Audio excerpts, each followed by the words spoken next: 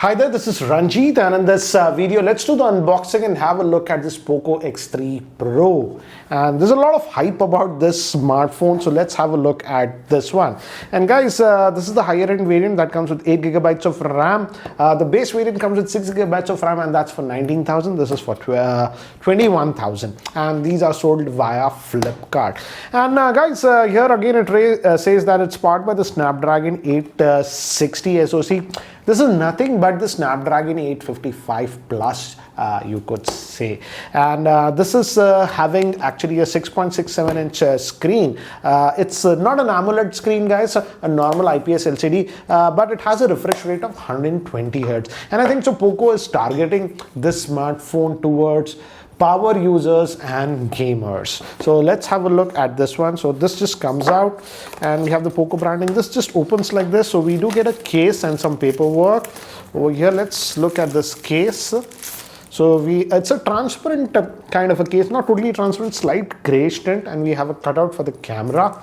And we have the smartphone itself, which says Poco over here. And they have sent us again in this blue color. This actually reminds me of the Poco X2. That one also I got was the blue color one. And we have a sticker. Let's see. Yeah, this comes out.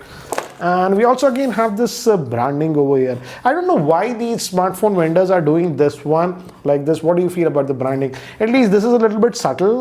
The Realme Dare to Leap is just obnoxious, I would say. But yeah, this is what it is. It looks actually nice. It's a different pattern. Here it is plastic. This feels a little bit different. Then we have that quad camera setup on this one. Main is a 48 megapixel. Then we have 8 megapixel ultra wide. Then again those two 22 megapixel rubbish cameras that we have. Front facing is supposed to be 20. We'll look at the device later, guys. Let's see what else do we get. So we have a USB cable that we are having here, USB Type-C, and a charger. That's a USB Type A to Type C one, and this is a fast charger. That's a 33-watt fast charger in the box. So that's what we get in the box. Let me keep this to the side and let's come back to the device itself. And let me give you a physical overview. We have an IR blaster, so that's actually nice. I was not expecting that. So that's a nice thing. And we also have a secondary noise cancellation microphone, volume rocker, a power on off button with the fingerprint scanner embedded. I generally like these because these are pretty fast, I would say. Bottom will be the speaker. This one also claims to have stereo speakers, guys. We'll look at it how it is. Type-C port, 3.5mm headphone jack, and they claim that this one is having a high-res audio, so that's actually a nice thing. And here is our SIM tray. So let's look at it. So it's a hybrid solution, guys. No dedicated slot, but I believe the micro SD card up to 1 terabyte is supported on this one. So hybrid solution you're getting, but the base storage is 128 gigabytes, so I feel that's good enough. Anyways, let's do one thing. Let me just power this on, and I'll just set this up and then we'll continue. So guys, it's actually the next day. I've used this smartphone a little bit. Before I wanted to give you my initial impressions, I just wanted to use this for a little bit. And I've also done a little bit of gaming. For example, I played Call of Duty on this one, and it played it brilliantly on even the high graphics settings with high frame rates. It had no issues. And that's all thanks to the Adreno 640 GPU that is there on this one. And there are some things that I have noticed on this smartphone. The charger actually also supports power delivery. So what does that mean? For example, if you have any modern laptop, most of them have a power delivery charger, and in fact the smartphone also supports power delivery. I in fact tried to charge this smartphone with my MacBook Air's charger that is power delivery, and it could charge this quickly, and the reverse was also possible. Using this charger I was able to charge the MacBook Air also. So it's nice to see that they are enabling this power delivery, and it makes your life easy, I would say. You just carry one charger for your laptop and even for your smartphone. So that's actually a nice thing. And again, it's a fast charger, guys. This charges very quickly. Now coming to the UI, this one is running on MIUI, but this one has a Poco launcher on it. And apart from this Call of Duty, I did not install install a lot of other apps. There is some extra junkware that is installed, guys. For example, Facebook, LinkedIn, and some of the apps like Netflix, Prime Video, these were installed on this one.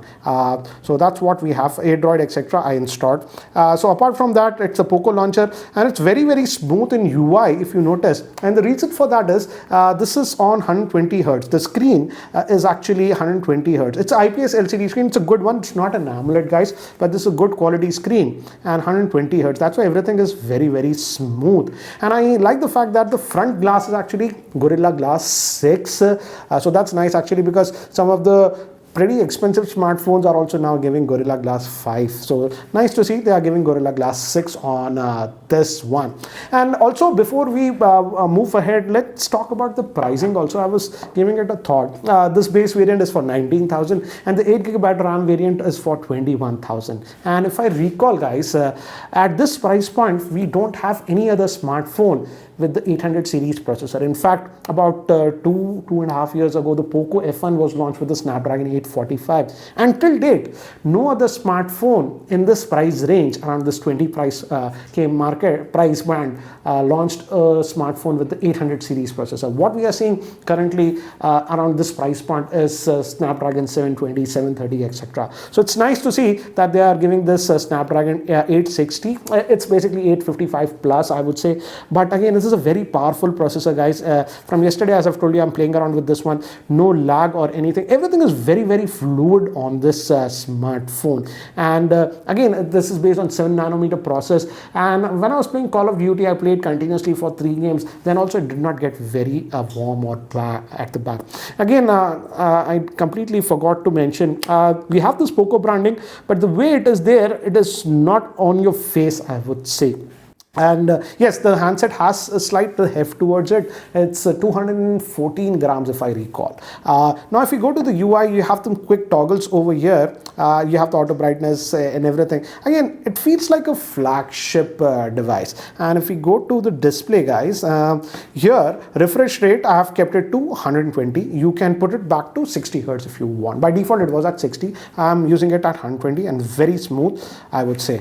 The only nitpicking that I have is right now, this is the Poco launcher and everything, but if you go to the left, you're getting this instead of the Google Now pane that we are seeing in some of the new Redmi phones. So I hope with an update they do that. In fact, regarding the update, if you go to about the device, it's running on the MIUI 11, but still it's running on Android 11. So I hope they push out Android 12 quickly on this smartphone. And guys, I've installed Call of Duty and some other apps. So roughly out of the box, about 19 gigabytes was sort of used. So that's regarding the storage that you are getting. And the screen quality is good, guys. It's an IPS LCD screen that we are getting on this one. Again, no lags or whatsoever while actually using the phone. And also regarding the fingerprint scanner, if you see, I just tap and it unlocks. By default, this is not the functionality. You have to actually press it, but you can customize it. In fact, I have actually taken some screenshots. Let me actually show you that. If I go over here and if I go to these are some of the screenshots. Here, this is the MIUI thing. And if you go over here, the fingerprint, you have an option of press is by default, but you can change it to touch. I have now made it to touch. That's why if I just touch, it unlocks. So you can change that. And if I also actually ran speed test on this on the 5 gigahertz Wi-Fi band, and again, as you can see, it's almost maxing out my internet connection. Mine is a 300 megabit connection. Generally get about 285 to 290 on the Geo Fiber. So the Wi-Fi reception was also very good on this one, and no lags that I'm noticing. In fact, I've taken a lot of camera samples also. I'll show you that in the meantime. But overall, I would say in day-to-day usage, it feels very snappy. It feels like a fast processor. Again, I wanted to run Antutu on this one, but on the Play Store, if I search Antutu, it's not there. But I have seen the Poco X3, this Pro's launch event, and they were claiming an Antutu score of 4,93,000, guys, which is very, very high. So again, at this price point, you're simply not going to get any smartphone with this kind of raw performance. In fact, if I recall, now we have the Snapdragon 870 based smartphones, but they are hovering around the 40,000 price band, and this one you can get the base variant at 19,000. So in terms of raw performance that you're getting, I feel as of now in India, this one has the most performance that you can get around this price band. Now let's also look at the camera on this one. Again, it's a similar camera that we have seen earlier, and this is the same interface, 1x. We have 2x, that's digital zoom over here, and you can also go to the wide angle lens like this. And front facing is that 20 megapixel, and here we have the portrait mode also on this one. So let me do one thing. Let me actually show some of the sample shots that I've taken earlier with this smartphone. So these are some of the samples taken in outdoor condition, and the Sony sensor, that's the IMX582, actually does a pretty good job. As you can see in these sample shots, they came out actually pretty good and also have a lot of sharpness. Now moving to human subjects, these were also produced very well. As you can see, the skin tones were produced well, and this was the ultra wide, and here also we didn't have any distortion. Again, to give you an example, normal shot, and this was with that portrait bokeh mode. Now these were some of the samples taken with the 20 megapixel front facing camera, and here also, as you can see, it did a pretty good job, and these samples were taken in artificial lighting conditions. So guys, that's it for now for the unboxing and first look at this Poco X3 Pro. So what do you guys feel about this smartphone? Certainly I would say for the price, around this 20,000 price point, if you want the most powerful Android smartphone, nothing even comes closer to this one as of now. And I like the fact that the charger is also that quick charger that is supplied in the box, and it also has that power delivery charging. The fingerprint performance was also good. So overall, I would say this is a very good smartphone for power users or gamers.